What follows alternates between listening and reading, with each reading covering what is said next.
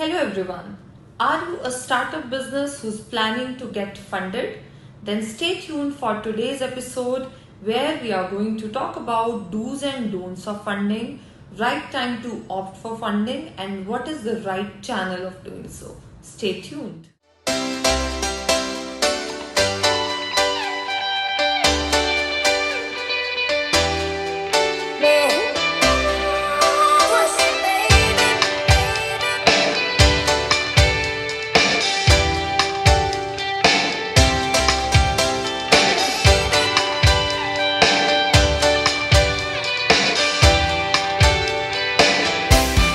Hello, everyone. Welcome to the brand new episode of the podcast, The Business Queens.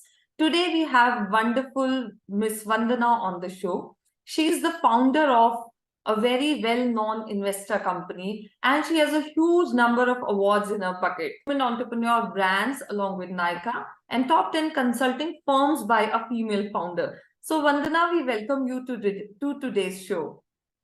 Thank you so much for having me here. It's a great pleasure to meet you as well, and looking forward for this podcast.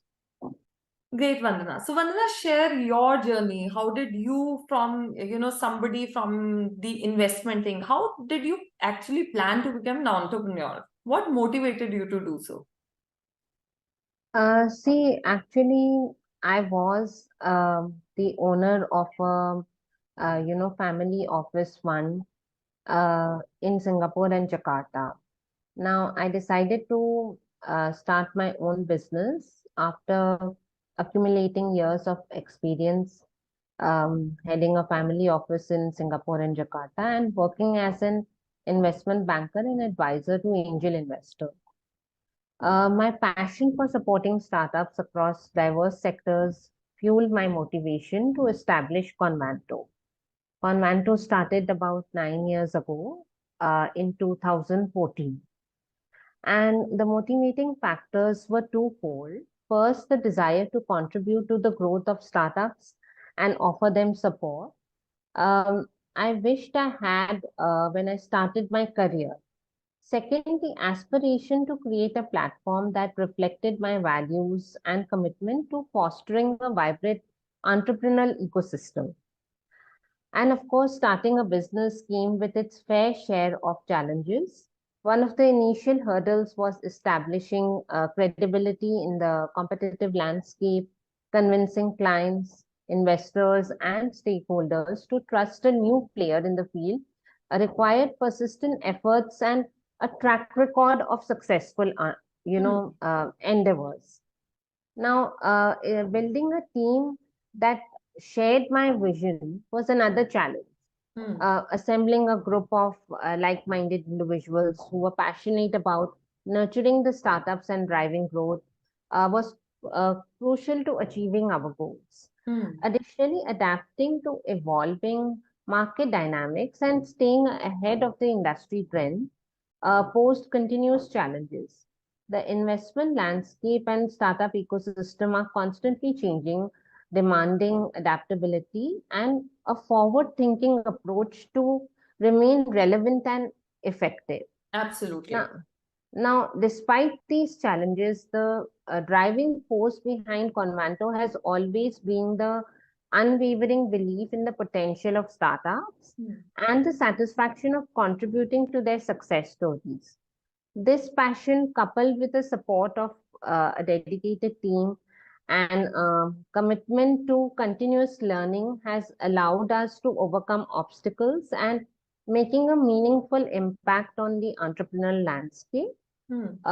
We have now closed about 185 deals in 40 countries. We've helped four VC funds with their fundraisers. This month, we are closing 7 deals. I have already launched my second company, which is called Avenya Angel Network. Okay, that's great. It's good to know. So, Vandana, tell us something. With your extensive experience in, funding and working with different startups, I have seen as a business coach that there are many startups who are struggling to get the funding and they Yeah. face a lot of challenge. So, what tips would you like to give them when they are seeking funding? See, what happens is that essentially uh, everybody wants to get into a trend, which is the startup trend, but without focusing on a lot of things that come into play. Now, many companies that want fundraisers, they are not even private limited. They Hmm. don't have 2 to 3 founders. They don't have a complementary team like a CFO, CMO, head of operations, a finance team to complement and help them grow. Now, as a CEO and founder, you might not have all the skills. You can have, say, you're good at marketing, but you might not be good at handling finance. So you need to hire somebody who can manage your finances. Like we had a few cases wherein the entrepreneur did buy a car out of their investments, and also one of them treated cancer.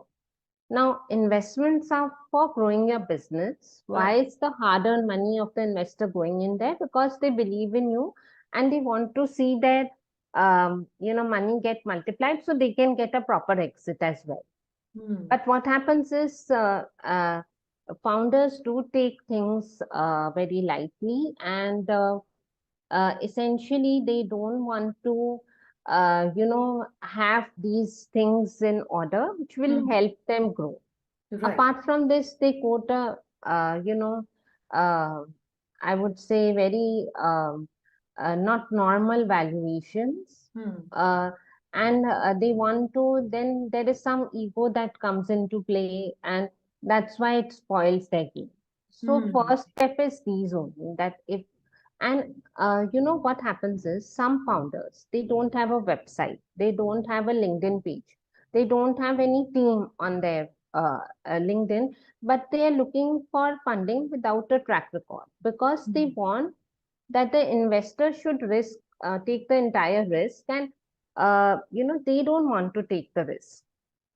So essentially, it is very, very important that you bootstrap first and not keep chasing the investor. And once you are at a certain level, then hire a proper investment banker, have proper things in place like pitch deck, a financial model valuation, a business plan, and then take a leap forward. So we also help startups make these documents Hmm. professionally because many founders don't know what is the global standard format for these documents and how to present themselves.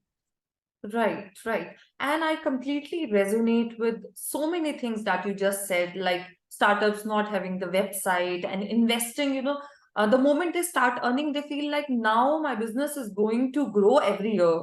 And they get in this loop, they buy big houses, big cars, everything. They invest so many things, and many of them are not aware of even what is their cash flow right now. And they Yeah, come yeah, to know about it at such later stage when there is no way back, and then yeah, yeah, say, oh my god, our startups failed. So they do not go by planning. Second thing is about funding. I must say this is something which is going on, like people are hey crazy about getting funds, like, and they feel that if investor would come in, they would bring their own experience, expertise, which will help them grow their business.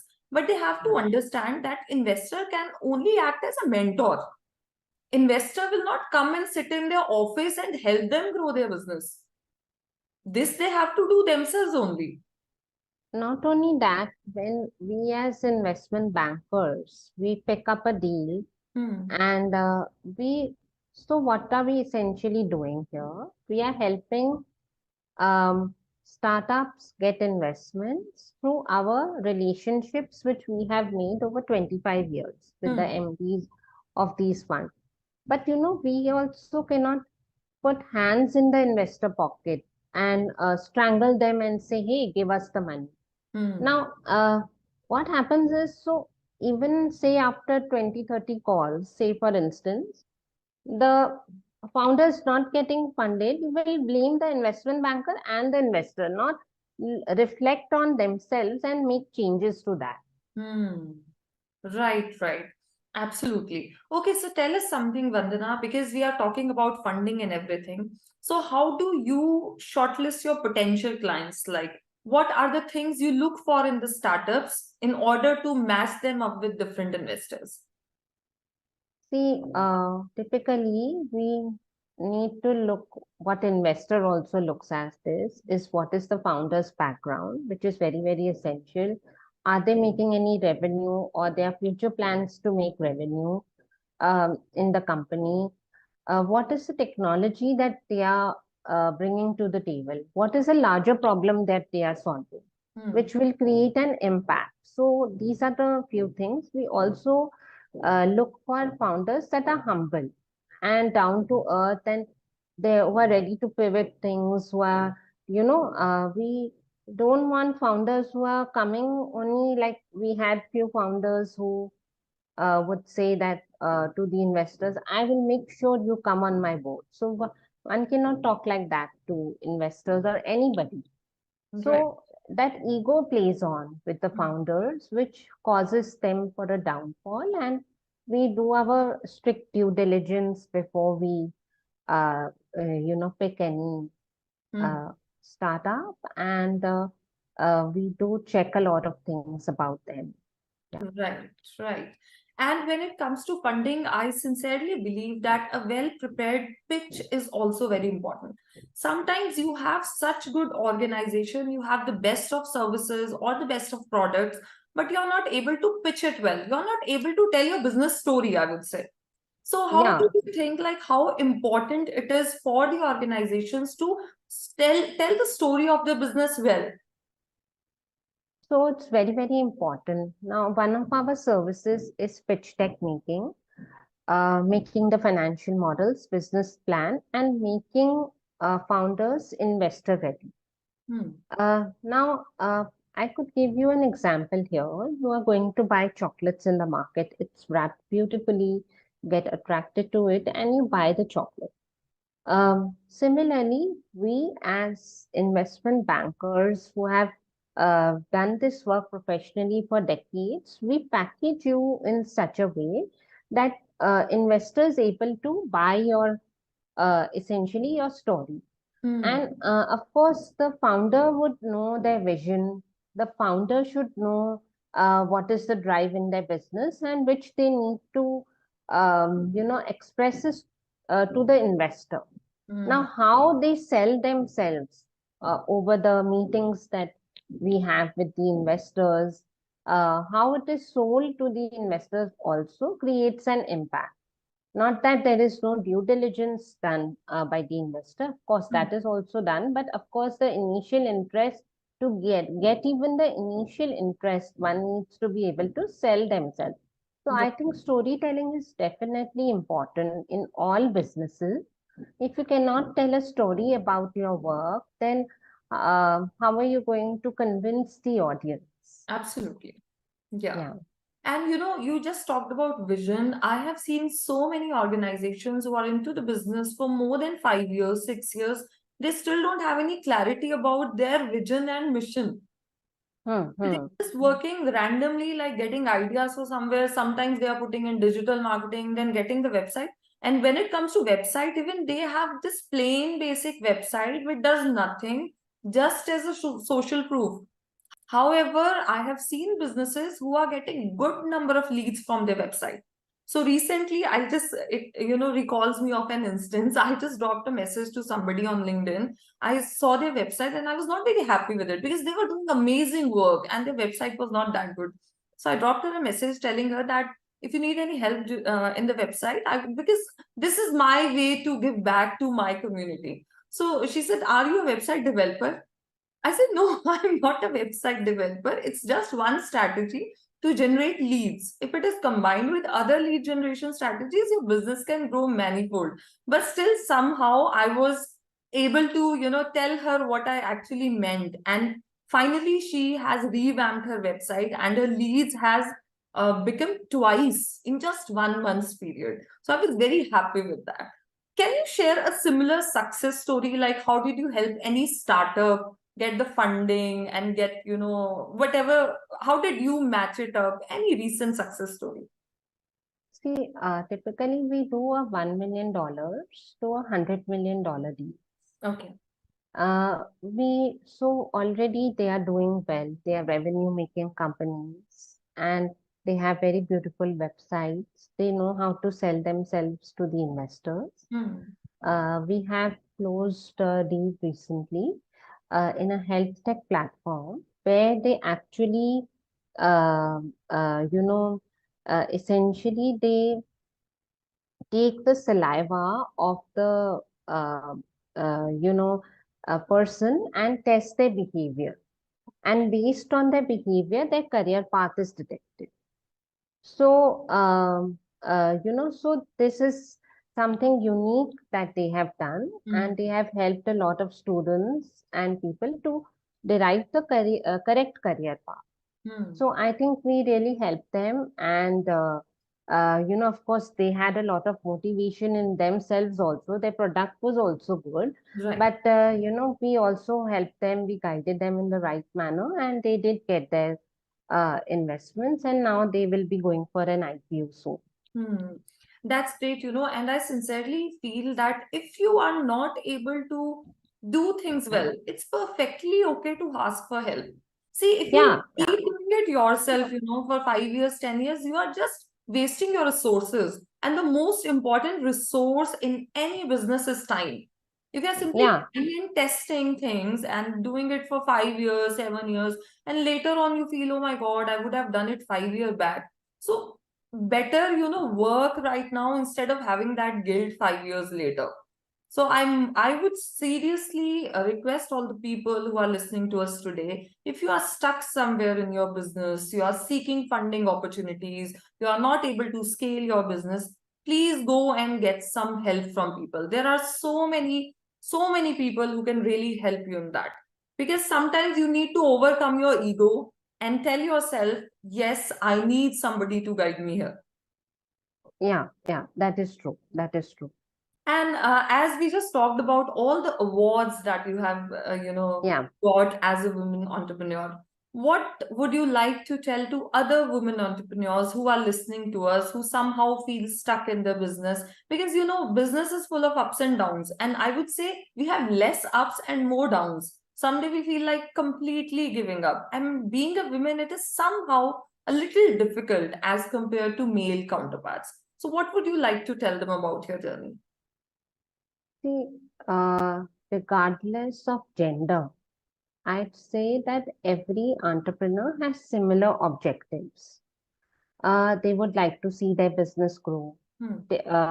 take forward their ideas, vision along with it. And, these are the objectives that whether it's a woman Hmm. or a male, uh, they have essentially the same objectives to grow their business, right?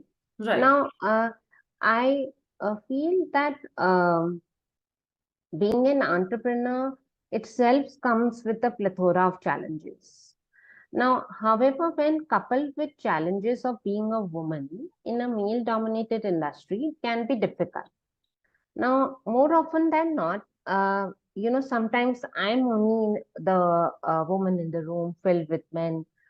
Sometimes I'm not taken seriously, by my male counterparts, because there tends to be the subconscious bias in people's mind where that women aren't business savvy, Right. or or as capable of running a business as a man.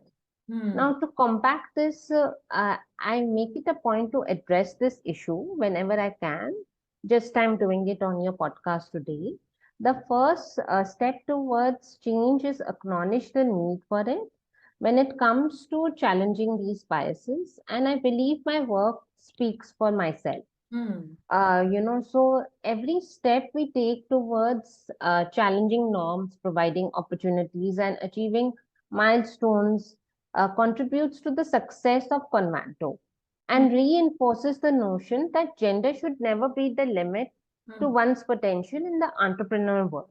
Hmm. So, this is essentially how we do things, because for women also, sometimes women don't take themselves seriously. Yeah.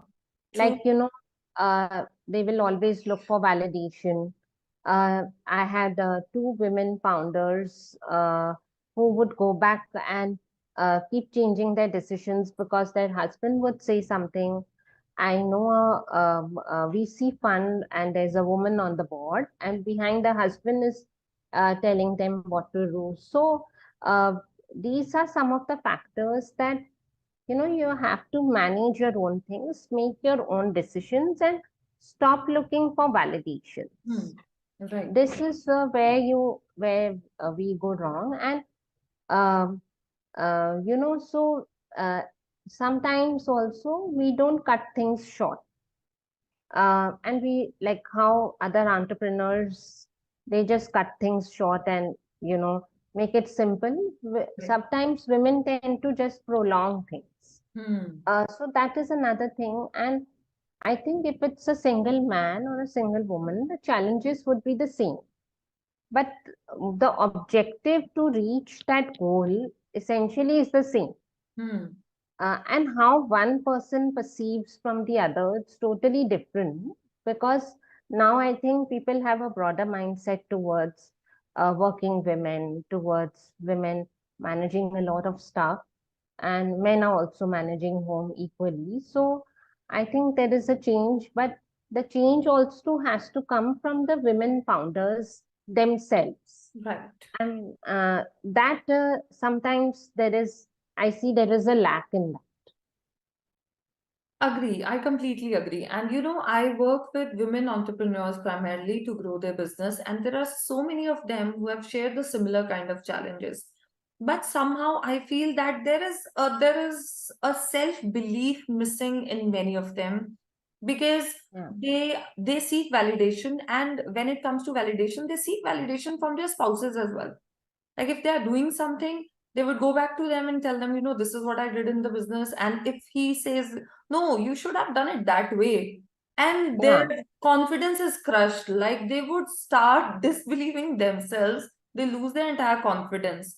So I think they need to get more stronger when it comes to it, because they themselves have to do it. No one else can come and push them to do it. Whether it's a male also, nobody can push them. Whether it's a female also, nobody can push them. Right. The decision cannot be based. Now, say for instance, a woman wants something for her startup, Hmm. but the husband says, no, you should not do this. So Hmm. again, she will change her mind, and this will break her confidence in what she is doing. And she will not be able to make mistakes or correct them or understand, okay, this is how I need to change the strategy. This is how I need to do this. Hmm. So I can proudly say I have no backing of a husband, of a brother, of a father. I am a self-made woman, and I have raised my two kids very happily. So I make my own decisions. And that's good. I would say it all depends on your mindset somehow. Yeah, yeah. It all depends. So, I think women should read this book, Power of the Subconscious Mind. Hmm. This will help them attract good things in life, and also help them with a mind to, that will guide them in the right direction. Right, right. And I've also seen that you have been awarded by Miss Kiran Bedi as well. And you Yeah, have yeah, been recognized for your contribution to the STEM society. Can you tell us yeah. something more about it? So I've got several awards in my journey, and I'll just start with the first award. I was a top 10 women leaders in wealth management 2021. My brand Convanto comes under the top 10 women entrepreneur brands along with Nykaa. Convanto is also the top 10 consulting firms in India led by a female founder. I was a Woman Entrepreneur of the Year 2021 and 2023. Hmm.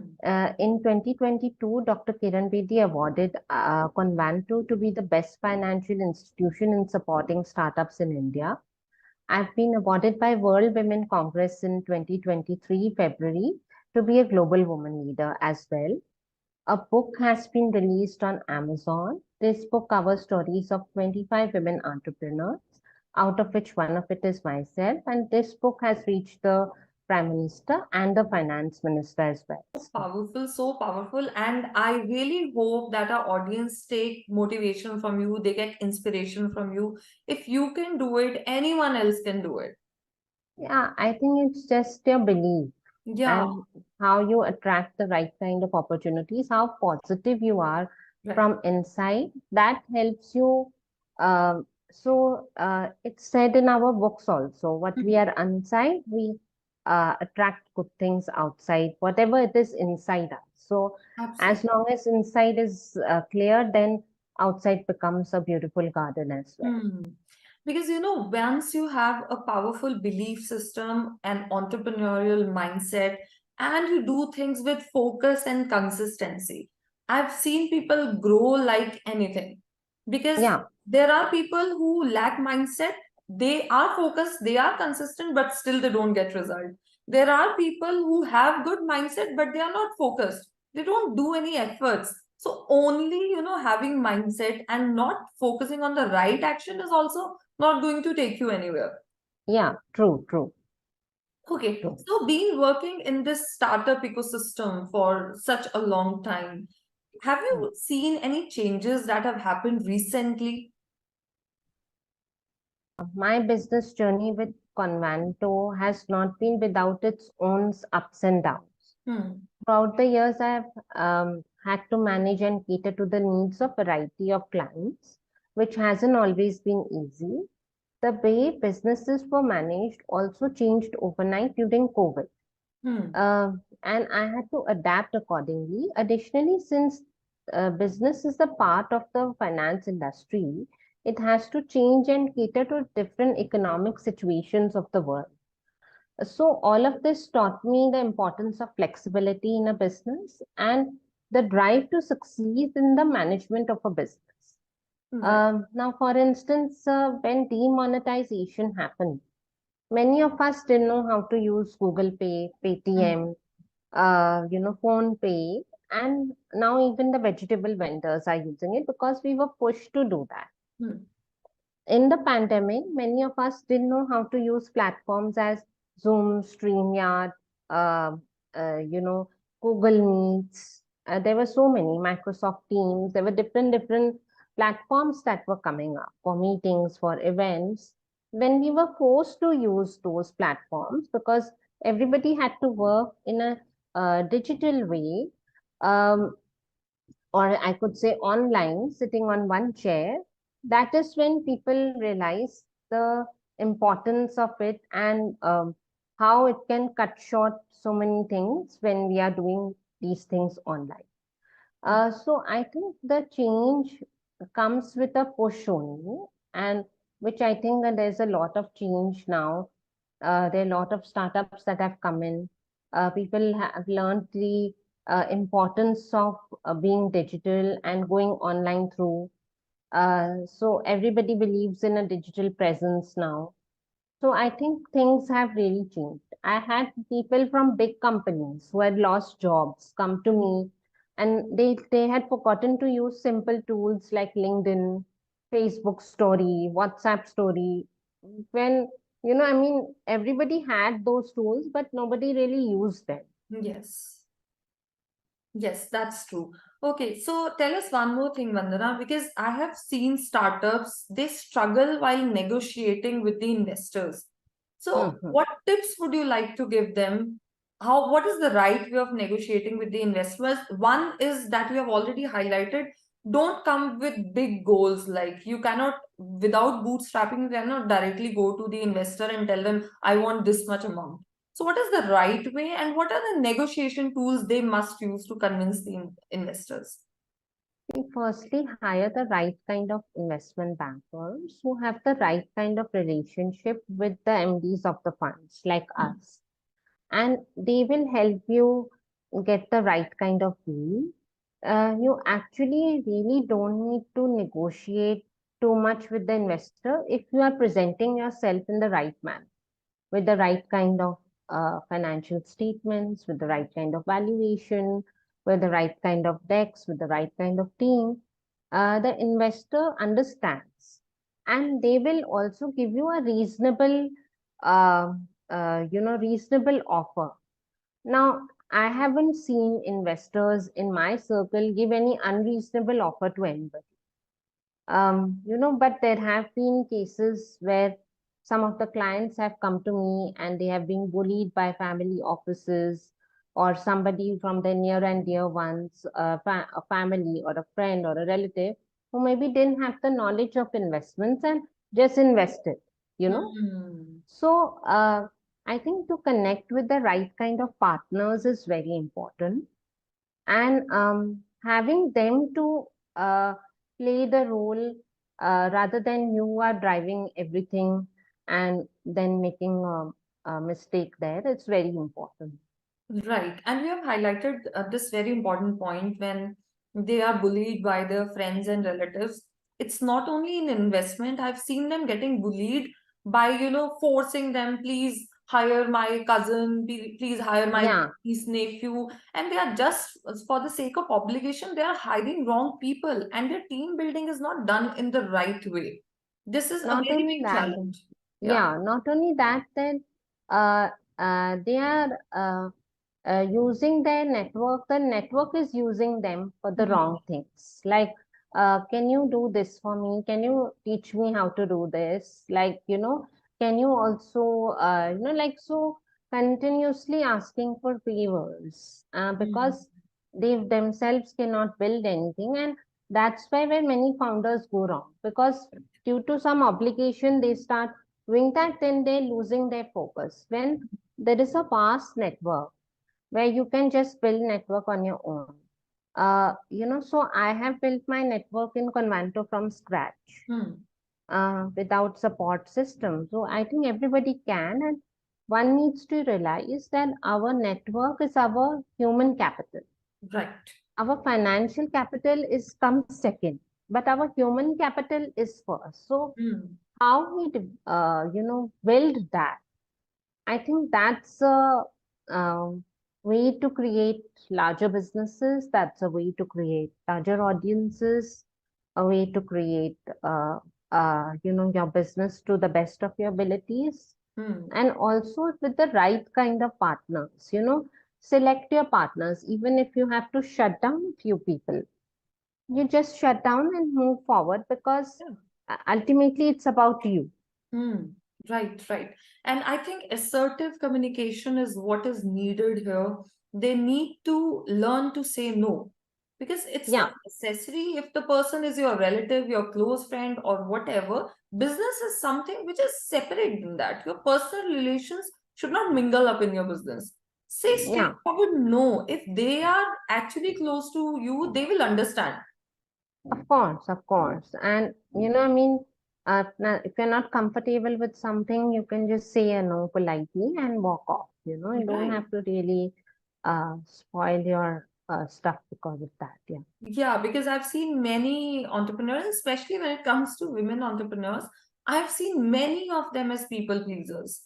Like they feel, oh my God, what would my relatives say? Oh my God, what would they say? So they have to overcome and they have to rise above all this. So this is what the validation point that I had made earlier, that stop looking for validation, whether it's your own parents, it's your own family, it's your own friends, your work will automatically speak for itself. The moment you become a people's pleaser, instead of pleasing yourself, you will not be able to essentially um succeed, because you're not doing what your heart says. You're just doing what the others are saying, and your decisions, you will not have then the capacity to make any decisions. You'll Right. be always confused. Hmm. True, true. So, your story was featured in Eve's Against the Odds. So, That's right. how do you contribute to the business world? Like, tell us something more about it. How do I contribute to the business world?